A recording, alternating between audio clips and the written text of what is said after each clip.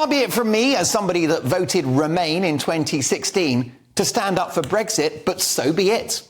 We've seen many headlines about my brilliant colleague Nigel Farage allegedly saying Brexit had been a disaster. Not so. That is not what Nigel said. He said that politicians have let the British people down in their delivery of it. Now, I would say that the Brexiteers are having a bit of a wobble at the moment and allowing the great to be the enemy of the good. I think the Brexiteers need to have a word with themselves. Calm down! Calm down! Yes, there are compromises in the way that Brexit has happened, but we are out. We had our cake and we ate it. But look, with such a shock to our economy, you need at least a decade before judging Brexit. To have a nervous breakdown about it now at the tail end of a 3-year pandemic is lunacy. Brexiteers at the moment are like contestants on Bullseye who don't realise they have won the bloody speedboat. Ever closer union, gone. Monthly payments of £2 billion to the bloc, which over 2 decades approximates the entire cost of the pandemic, gone.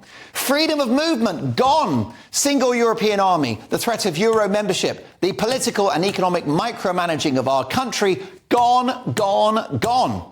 So what's in? Well, we've done some trade deals with the biggest economies in the world. And we joined the CPTPP, which I thought was a sore throat medicine. But that deal is massive for us, as it represents the largest trading bloc in the whole of the world. It represents emerging economies rather than those in decline on the continent of Europe. With net migration of 500,000 last year, can you imagine what that figure would be if free movement was still in place? And we've dodged an extraordinary bullet, not having to pay for Europe's ridiculous COVID overreaction. Estimates suggest that our share of the European COVID bill would have been £190 billion, a bill we now don't have to pay.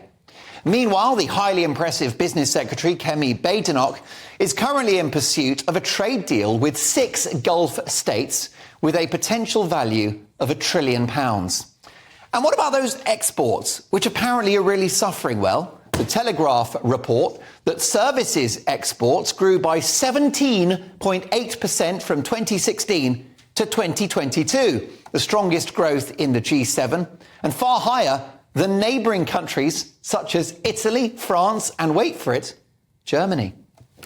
Plus, we avoided a recession this year, and we boasted the highest rates of growth in the G7 over the last 2 years. So keep the faith, folks, and ignore the doom mongers whose favourite pastime is talking this country down. The sky's the limit for Brexit, and before too long, if we seize its opportunities, we'll be flying high.